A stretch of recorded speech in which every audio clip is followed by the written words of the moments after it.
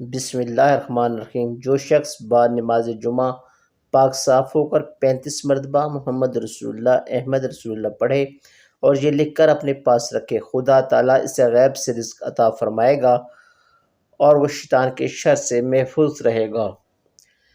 جو شخص 1000 مرتبہ روزانہ پڑھے، اللہ تعالیٰ اس کو کمال یقین نصیب فرمائے۔ اور جو شخص جمعہ کے دن نماز جمعہ سے پہلے پاک صاف ہو کر خلوت میں 200 بار پڑھے، اس کی مشکل آسان ہو۔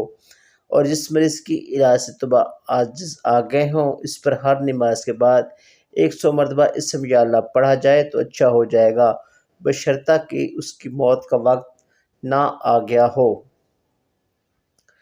جادو دشمنی سے نجات فتنہ فساد سے بچنے کے لیے ہر نماز کے بعد 21 بار روزانہ پڑھیے۔ واللہ یعصمک من الناس، پارہ نمبر 6 سورۃ المائدہ آیت نمبر 67۔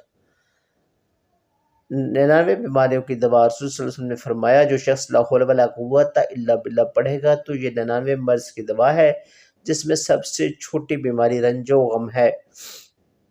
شہنشاہ اہل بیت حضرت امام جعفر صادق سے ایک مشہور عمل نقل کیا گیا ہے کہ سورۃ کہف لکھ کر ایک تنگ منہ کی بوتل میں ڈال کر گھر میں رکھنے سے تنگ دستی اور فاقہ کبھی اس گھر کے نزدیک تک نہیں آتا ہے۔ لا حول ولا قوت الا باللہ العلی العظیم۔ جو شخص بعد نماز فجر 100 مرتبہ یہ پڑھے گا تو اللہ جل شانہ اس کے رزق میں ترقی عطا فرمائیں گے۔ اللہ پاک کے فضل سے رزق ایسے آئے گا جیسے آسمان سے بارش برستی ہے۔ عمل کیجیے اور اپنی آنکھوں سے مشاہدہ دیکھیں۔ واللہ المستعان۔ عمل: مغرب کی نماز کے بعد اپنا مقصد ذہن میں رکھ کر یقین، توجہ اور دھیان کے ساتھ 101 مرتبہ برآخر درود شریف کے ساتھ یہ پڑھیں اور گڑگڑا کر دعا مانگیں۔ ابھی خواہش دل سے زبان تک نہ پہنچے گی کہ اللہ وہ فوراً قبول فرما لیں گے۔ اس عمل کو مسلسل کرنے سے کبھی پیسوں کی تنگی نہ ہوگی، مال اور پیسوں میں بے انتہا برکت ہوگی۔ جب بھی آپ کے پاس پیسے ہوں یہ عمل کریں تو پیسے نہ ہو تو یہ عمل کریں، فوراً حاجت پوری ہوگی۔ اللہ پاک غیبی طریقے سے مدد فرماتے ہیں۔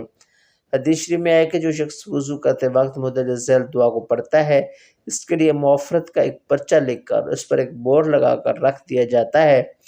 قیامت کے دن تک اس کی مور نہ توڑی جائے گی اور وہ معافرت کا حکم برقرار رہے گا۔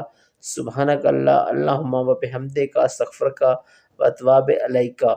کوئی شخص سورۃ یاسین کو بعد نماز فجر 1 مرتبہ پڑھنے کا معمول بنائے تو بہت جلد لوگوں میں ہر دل عزیز ہو جائے گا، اس کے مال میں برکت ہوگی، ہر قسم کی برائی ختم ہو کر طبیعت میں اچھائی کا رجحان پیدا ہوگا، شیاطین اور بلاؤں سے محفوظ رہے گا، بیماریوں سے شفا ملے گی۔